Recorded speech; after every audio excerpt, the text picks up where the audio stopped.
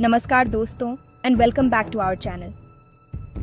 आज हम एक बहुत ज़रूरी विषय पर बात करेंगे जो कनाडा में रहने और काम करने वाले सभी लोगों के लिए महत्वपूर्ण है।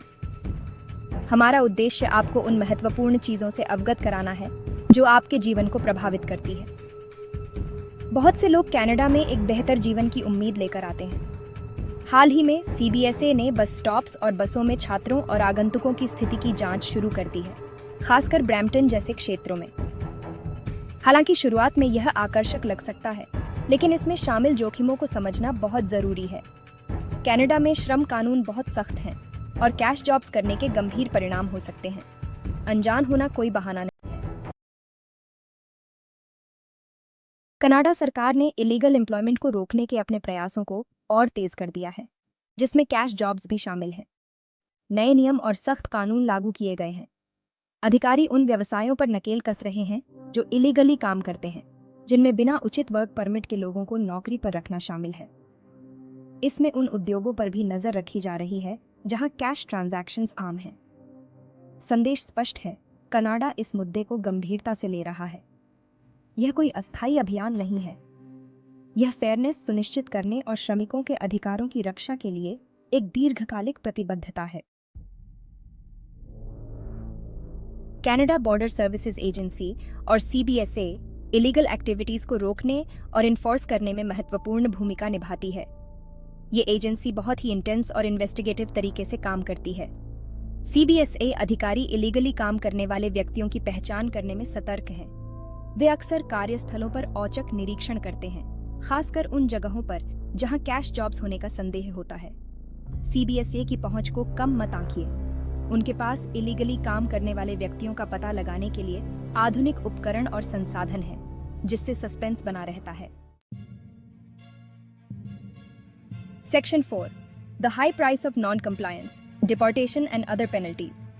कैश जॉब्स में शामिल होने के परिणाम जिंदगी बदल देने वाले हो सकते हैं। अगर पकड़े जाते हैं तो लोगों को जुर्माना, काम करने पर प्रतिबंध और यहाँ तक कि देश निकाला जैसी कई तरह की सजाओं का सामना करना पड़ सकता है।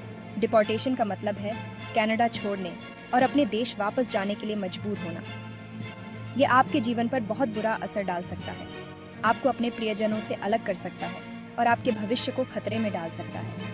ये सिर्फ आपके बारे में नहीं है। इलीगली काम पर रखने वाले नियोक्ताओं को भी गंभीर परिणाम भुगतने पड़ते हैं, जिसमें भारी जुर्माना और उनके व्यवसाय बंद होने की संभावना शामिल है।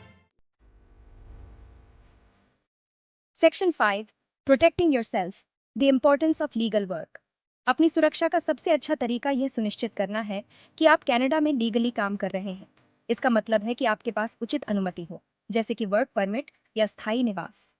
आपको रोजगार के कानूनी तरीकों को समझने में मदद करने के लिए कई संसाधन उपलब्ध हैं। विश्वसनीय जानकारी के लिए अपनी स्थानीय इमिग्रेंट सेटलमेंट एजेंसी से संपर्क करें या गवर्नमेंट ऑफ कनाडा की वेबसाइट पर जाएं। याद रखें, लीगली काम करने से न केवल आपको कानूनी परेशानी से बचाया जाता है, बल्कि आपको स्वास्थ्य सेवा और न्यूनतम मजदूरी जैसे आवश्यक लाभों और अधिकारों तक पहुंच भी मिलती है। Section 6, seeking guidance and support. रोजगार कानूनों की जटिलताओं को समझना चुनौतीपूर्ण हो सकता है।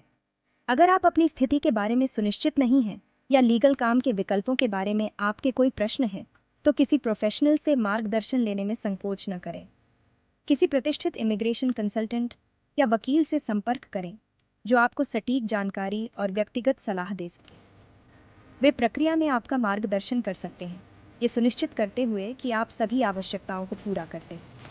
कनाडा में लीगल काम का रास्ता चुनकर खुद को अपडेटेड रखें, सावधान रहें और अपनी